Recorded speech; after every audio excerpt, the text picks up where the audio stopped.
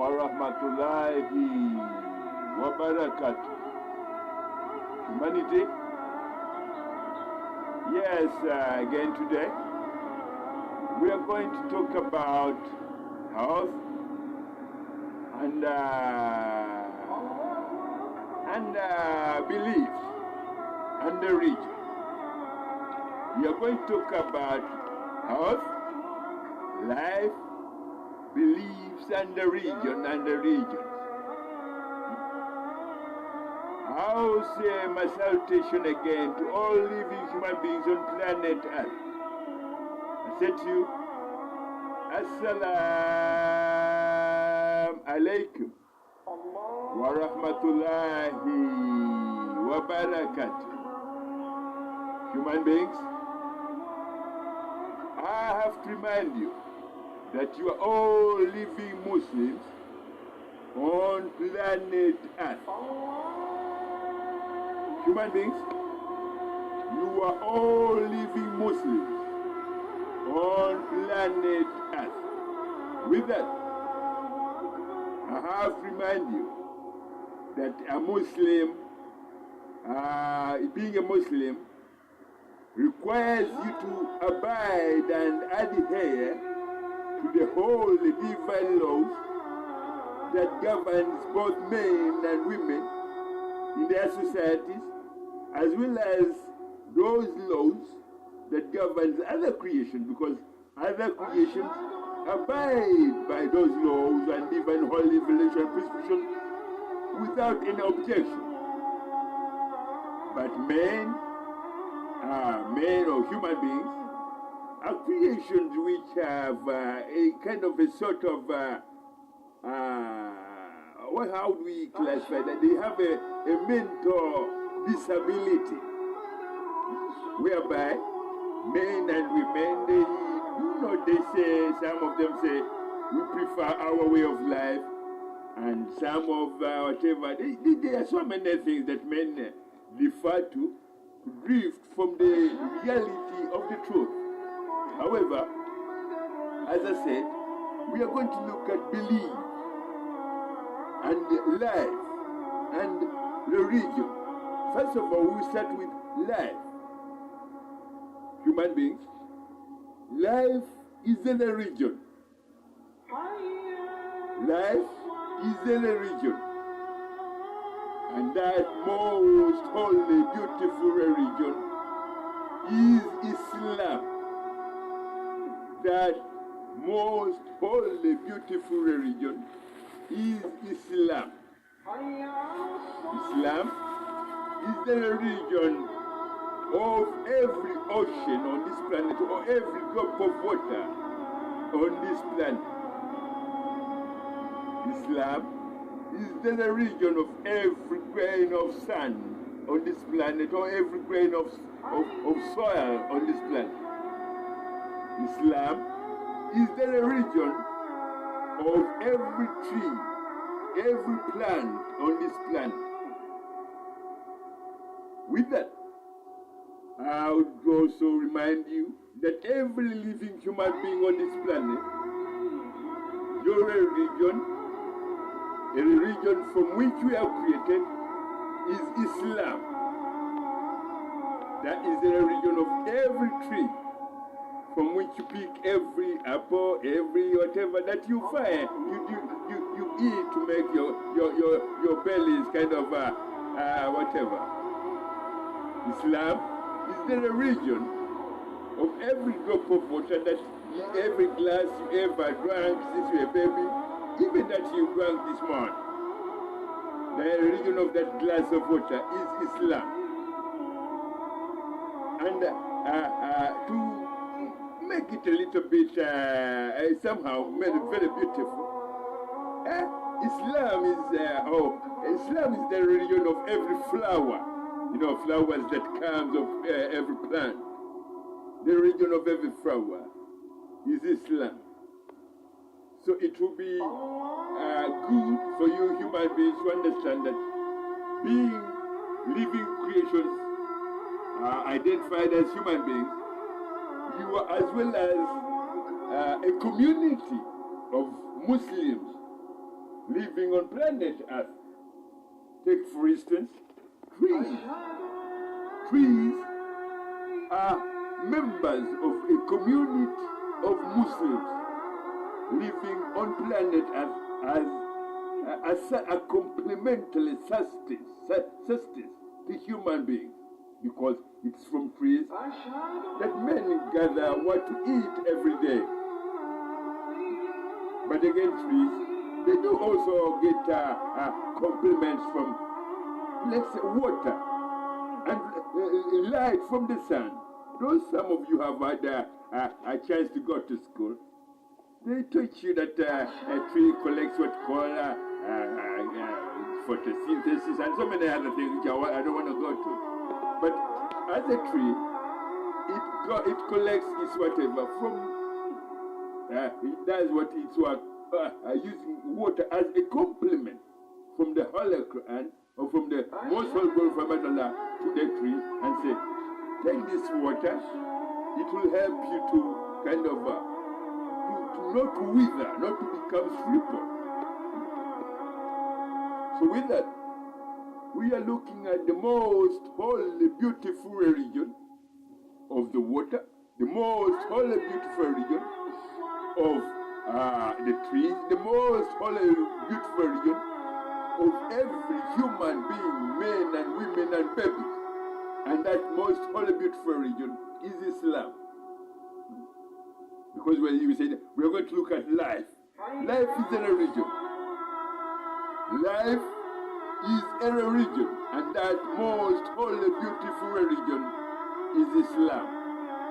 With that, I will say to you, human beings, Assalamu alaikum wa rahmatullahi wa barakatuh. Men and women out there who will be able to view this video, remember that you are able to understand or hear or do whatever you do. You woke up this morning, you looked out the window, you breathe, you said whatever to your mom, to your. That is because there's life in your body. If there's no life in your body, that means you do not, there is nothing, you are nothing. So with that, that's why I said, life is a religion. And that most holy, beautiful religion is Islam. So, we said we're going to look at Islam, life, beliefs, and the religion. As I said, life is a religion. And that most holy, beautiful religion is Islam. With it we saw every drop of water on this planet is the religion, is Islam.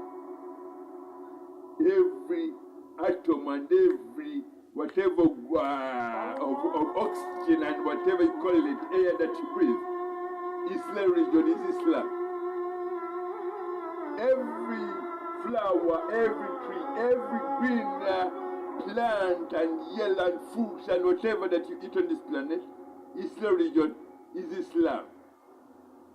And every sand, grain of sand, grain of whatever soil, grain of salt, grain of you name it. The religion of those creations is Islam. That applies to everything that lives on planet Earth, as well as that which is in the entire universe. The entire universe, Islam religion is Islam. The religion of every star, when you look up in the sky at night, is Islam. And with that, you can hear the caller of Azan, a call which is announced, which is recited every other hour, either by human beings or this one we hear is recited by human beings. But there are other calls of Azan which men have no access to, which they cannot hear.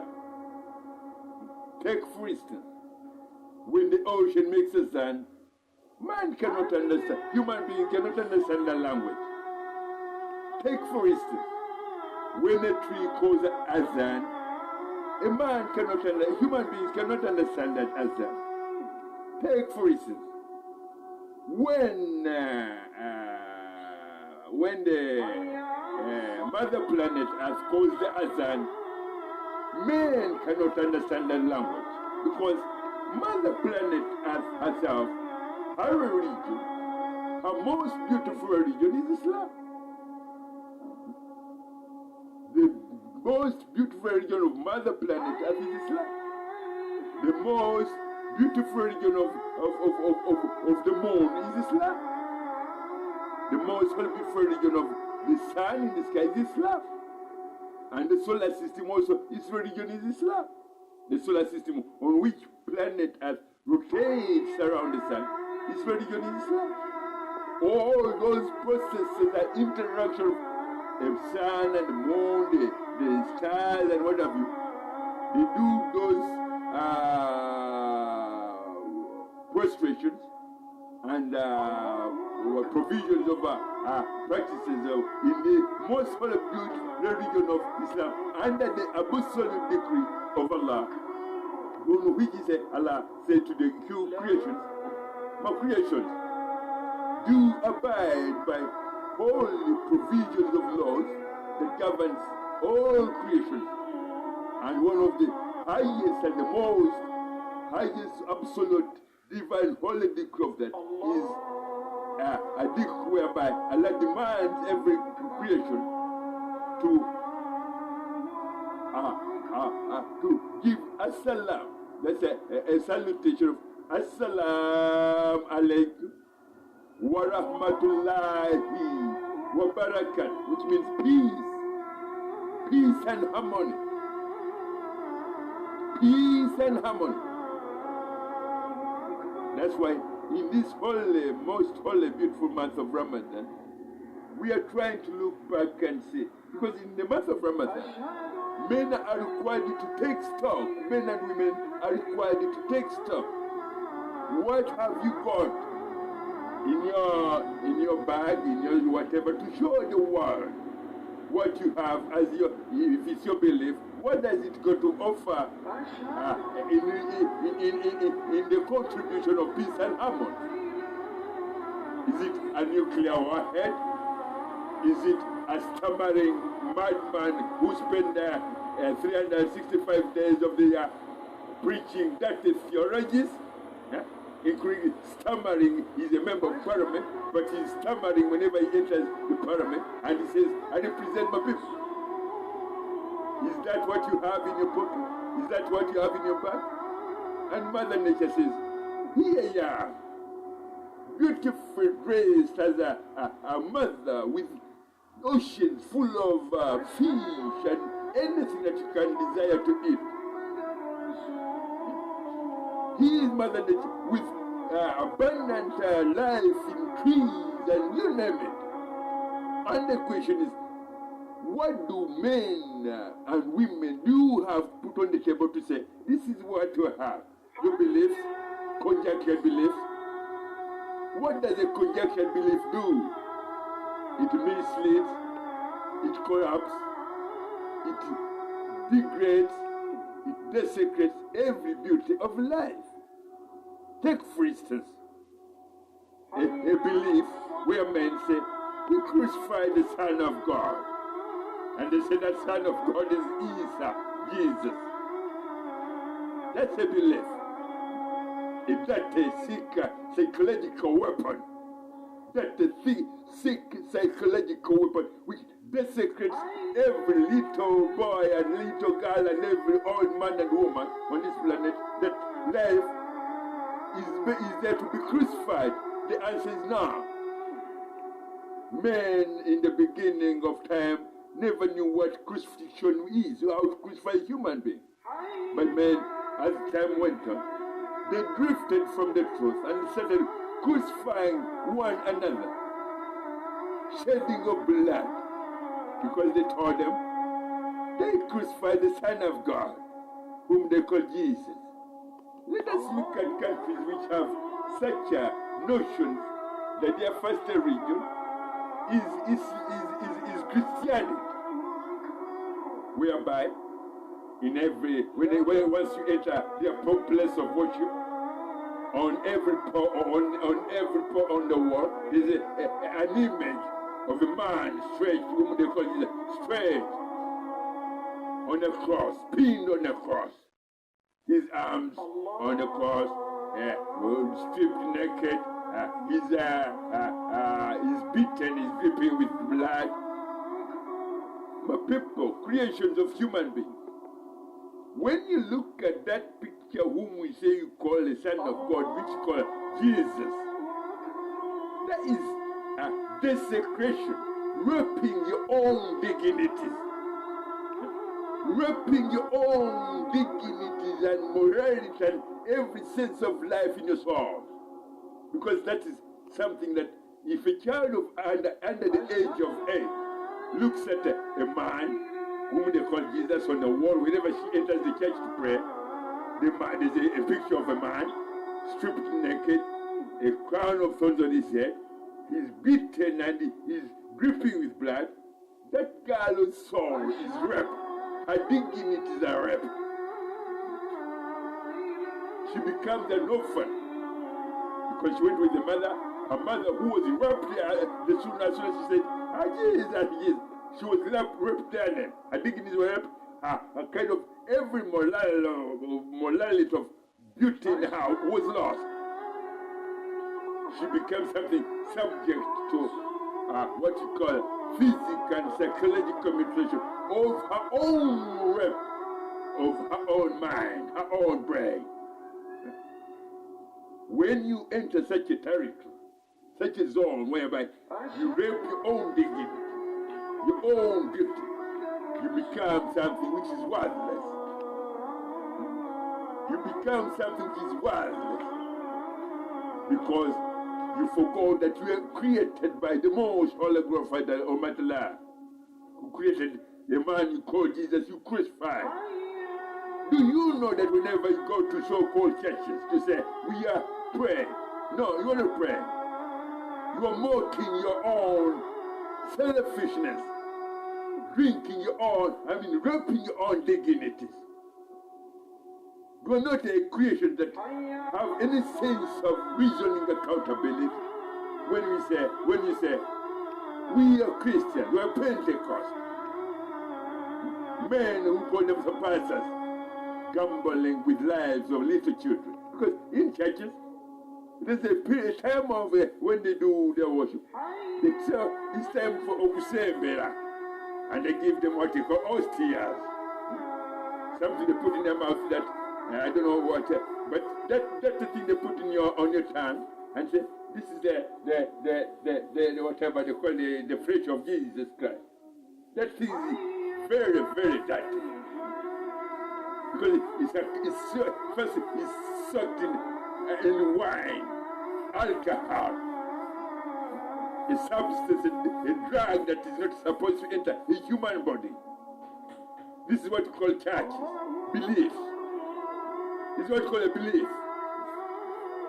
So in modern times, that kind of desecration of human dignity and beauty of life has went a little bit somehow further than what was originally human life used to enjoy.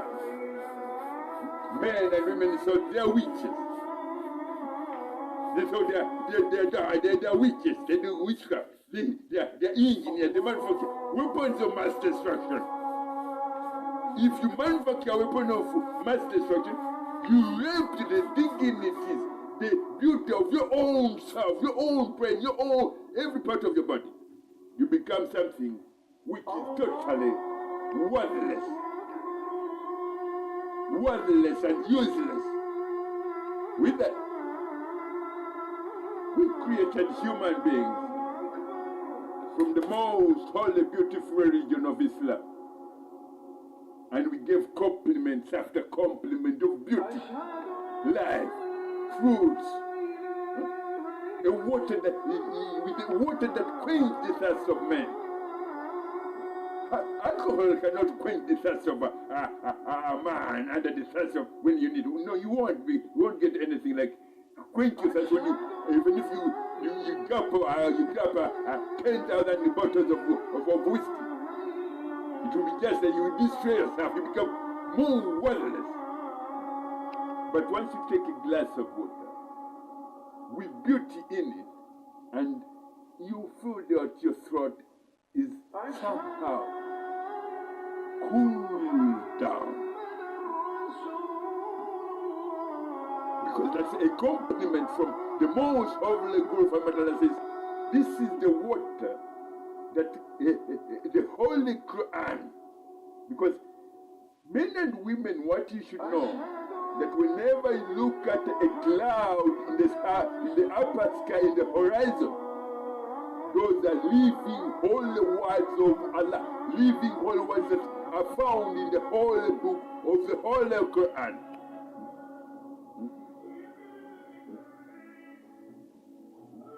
Okay, I've got some a dog, and there's a woman here who drinks alcohol every day. So she has put on loud karaoke drug, an addicted woman.